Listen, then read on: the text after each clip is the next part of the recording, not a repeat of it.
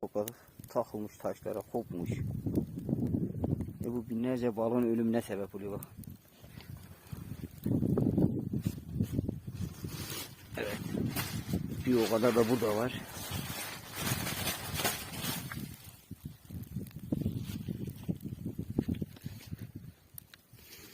Evet. Burada var. Bakın. Ve 100 taneden fazla şu anda tırvırı taşların arasına takılmış. Bunları topladık, şu anda imha ediyoruz.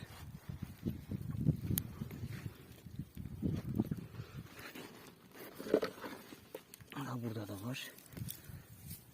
Evet. Bak. İşte.